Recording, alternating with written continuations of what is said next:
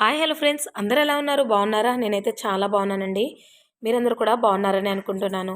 ఈ రోజుటి వీడియో ఏంటి అంటే, ఇవి స్టెన్సిల్స్ అండి. 50 రూపీస్ ఒక్కొక్కటైతే 2 అయితే తీసుకున్నాను. డిజైన్స్ అయితే చాలా బాగున్నాయండి. వీటితో ఇప్పుడు గడప మీద ముగ్గు అయితే వేయబోతున్నాను.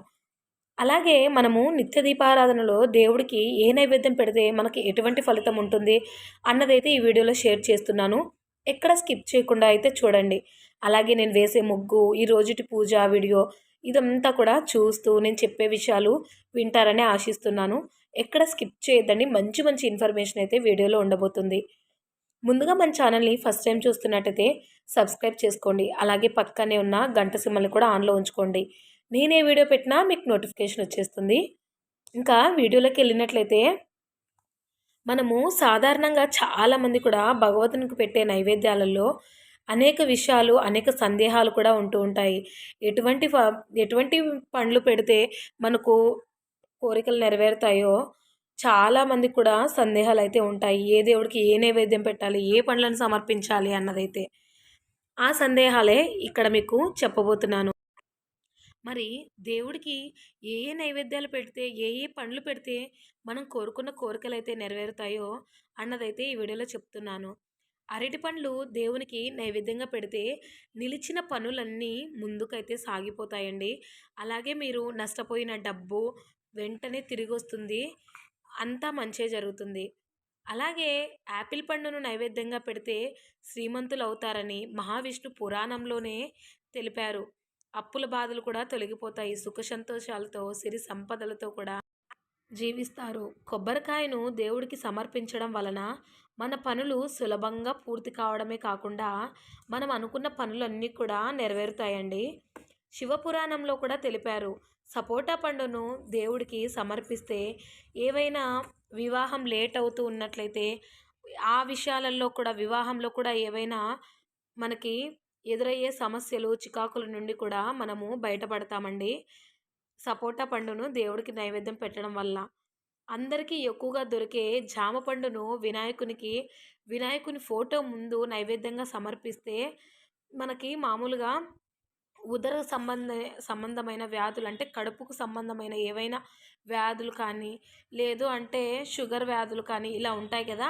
వాటికి సంబంధించినవి అన్నీ కూడా బాగా మంచిగా అయితే మనకు తొలగిపోతాయండి. అదేవిధంగా సంతాన ప్రాప్తి, దాంపత్యంలో వచ్చే కలహాలు కూడా తొలగిపోతాయి.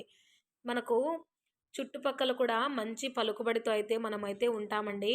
గణపతికి పంచామృతం, అలాగే పంచామృతంతో అభిషేకం చేసే జామ పండ్లను నైవేద్యం పెడితే వ్యాపారాలు కూడా బాగా జరుగుతాయండి.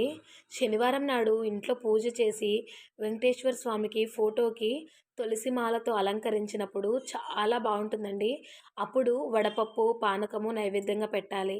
ఇలా చేస్తే ఆ వెంకన్న అనుగ్రహం మనపై ఎల్లవేళలా ఉంటుందండి.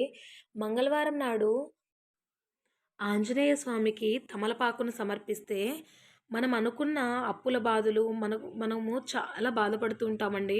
అనుకుంటూనే ఉంటాము అప్పులు ఎప్పుడు తీరిపోతాయో అని చెప్పేసి. తమలపాకును కనుక ఆంజనేయ స్వామి ఎదురుగా పెట్టి మొక్కున్నట్లయితే అప్పుల బాధలైతే తొలగిపోతాయండి. బాబాగారికి గోధుమ రొట్టెలను అందరికీ బాబాగారి దగ్గర గోధుమ రొట్టెలను పెట్టి అందరికీ ప్రసాదంగా పంచిపెడితే ఆ బాబా అనుగ్రహం మనపై ఎప్పటికీ ఉంటుంది. పటిక బెల్లంని దేవునికి నైవేద్యంగా సమర్పిస్తే మంచి ఆరోగ్యం అయితే లభిస్తుంది.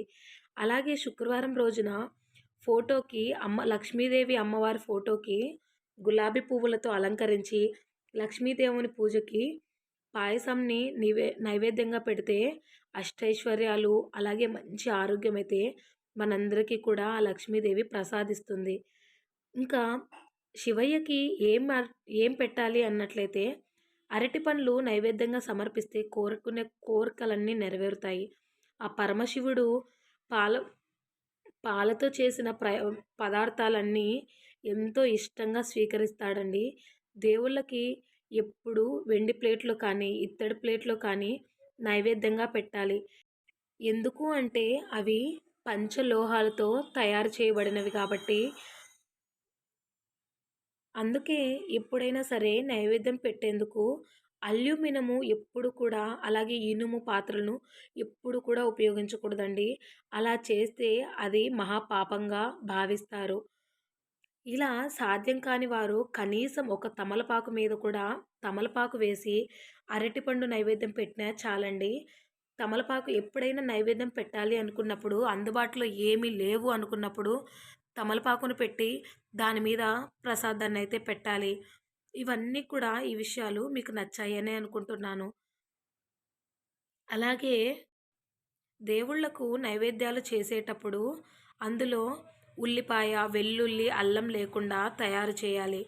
నైవేద్యం చేసే పదార్థాలు ఎప్పుడు కూడా కింద పెట్టకూడదు. దేవునికి పెట్టిన నైవేద్యంని తప్పకుండా తినాలండి. వీలైతే ఆ నైవేద్యాన్ని అందరికీ పంచిపెట్టాలి. అప్పుడే ఆ దేవుడి అనుగ్రహం మన మీద ఇంకా ఎక్కువగా ఉంటుందండి. కాసేపు ఉంచిన తర్వాత దేవుడి దగ్గర, తర్వాత తీసి అయితే ప్రసాదంగా స్వీకరించాలి. పూజ చేసిన వాళ్ళకి శుభ ఫలితాలు చాలా బాగా ఇలా చేసి పూజ చేసినట్లయితే మంచి ఫలితాలైతే కలుగుతాయండి. ప్రసాదం కోసం తయారు చేసే పదార్థాలను ఇతరులకు ఎప్పుడూ దానం చేయకూడదండి. అలా చేస్తే చేసిన ప్రసాదం అపవిత్రమవుతుంది. నైవేద్యం కోసం వండే ఆహారాన్ని ఎప్పుడు కూడా రుచి చూడకూడదు. ఇది ఇది మాత్రం అస్సలు మర్చిపోవద్దండి. చదువుల తల్లి సరస్వతిని పూజించే సమయంలో కిచిడీని కానీ నైవేద్యంగా సమర్పించారంటే మీ పిల్లలకి మంచి చదువుతో పాటి మంచి బుద్ధిని కూడా ఆ సరస్వతీదేవి ప్రసాదిస్తుంది. నేరేడు పండుని దేవుడికి నైవేద్యంగా సమర్పిస్తే నీరసం తగ్గుతుంది. లక్ష్మీ నరసింహస్వామి అనుగ్రహం కూడా ఉంటుందండి. శనేశ్వరుడికి నేరేడు పండును సమర్పిస్తే నడుము నొప్పులు, మోకాళ్ళ నొప్పులు కూడా తగ్గుతాయట. ఏ పూజలోనైనా నైవేద్యానికి ఎంతో ప్రాధాన్యత ఉంటుందండి. మీరు నా పూజను మొదటి నుంచి చూస్తున్నట్లయితే అరటి పండ్లు కానీ, జామ పండ్లు కానీ, ఇలా బెల్లం ముక్కను కానీ నైవేద్యం పెడుతూ ఉంటాను. అప్పుడప్పుడు కూడా వడపప్పును కూడా ప్రసాదంగా పెడుతూ ఉంటానండి. చూశారు కదండీ నా ముగ్గులు, అలాగే స్టెన్సిల్స్ ఎలా ఉన్నాయి అని చెప్పేసి, గడప మీద ముగ్గు ఎలా ఉంది అని చెప్పేసి నాకు కామెంట్ సెక్షన్‌లో కామెంట్ అయితే చేయండి. ఈ ఇన్ఫర్మేషన్ మీకు మొత్తం కూడా మీ అందరికీ యూజ్ అవుతుందనే షేర్ చేశానండి. చూశారు కదా! నైవేద్యంగా అయితే అరటి పండ్లనైతే స్వామివార్లకైతే నైవేద్యంగా పెడుతున్నాను. మనము ఏవైనా నిలిచిపోయిన పనులు జరగాలి అంటే అరటి పండ్లను నైవేద్యంగా పెట్టడం ద్వారా ఆ పనులు ముందుకైతే సాగుతాయండి. మన ఛానల్‌లో భోగికున్న విశిష్టత ఏంటి? పిల్లలకి ఏ వయసు పిల్లలకి భోగి పళ్ళు పోయాలి? సంక్రాంతి పండుగను ఎలా జరుపుకోవాలి? సంక్రాంతి పండుగ విశిష్టత ఏంటి? అన్న వీడియోస్ అయితే నేను పూర్తిగా మన ఛానల్‌లో వీడియోస్ అయితే అప్‌లోడ్ చేశానండి. అవన్నీ కూడా చూడండి. డిస్క్రిప్షన్‌లో లింక్ ఇస్తాను. అలాగే ఎండ్ కార్డ్‌లో కూడా యాడ్ చేస్తాను. ఈ వీడియో అయిపోయిన తర్వాత ఆ వీడియోస్ కూడా ఒక్కసారి చెక్ చేసి చూడండి. ఇన్ఫర్మేషన్ నచ్చింది అనుకుంటే లైక్ చేయండి. అలాగే షేర్ కూడా చేయండి.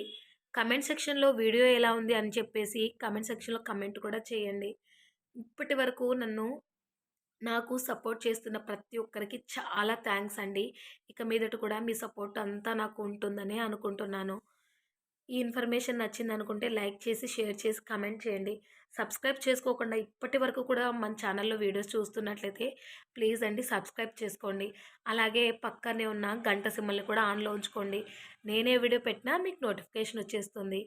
Thanks for watching friends. మరొక మంచి వీడియోతో అయితే మీ ముందుకు వచ్చేస్తాను. Bye bye.